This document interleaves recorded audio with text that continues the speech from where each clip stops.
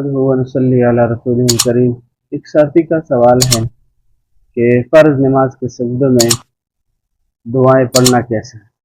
اس کے بارے میں جواب یہ ہے کہ فرض نماز کے سجدوں میں تو افضل یہ ہے کہ صرف سجدے کی تسبیح یعنی سبحان ربی الاعلیٰ پڑھی جائے۔ اس کے علاوہ دیگر مسنون دعائیں منقول نہیں ہیں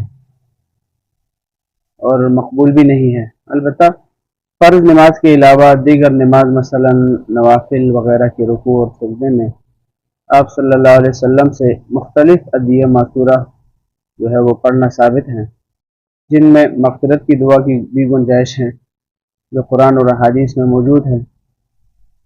مثال کے طور پر سجدے میں اللہم لک سجدت وبک آمنت ولک اسلمت سجد وجہی للذی خلقہ وصورہ وشق سمعہ وبصرہ تبارک اللہ احسن الخالقین، یہ پڑھنا ثابت ہیں۔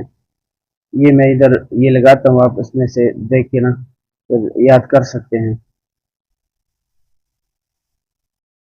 جیسے کہ حاشیۃ الطحطاوی علی مراقی الفلاح کے اندر لکھا ہے وَيَسُنُّ تَسْبِيحُهُ أي الركوع ثلاثا لقول النبي صلى الله عليه وآله وسلم إذا ركع أحدكم فليقل 3 مرات سبحان ربي العظيم وذلك أدناه وإذا سجد فليقل سبحان ربي الأعلى 3 مرات وذلك أدناه أي أدنى كماله المعنى وهو الجمع المحصل للسنة اللغوي والأمر للاستحباب۔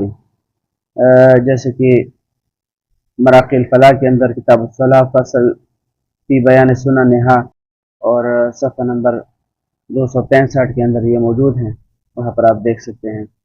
وما علینا الا البلاغ۔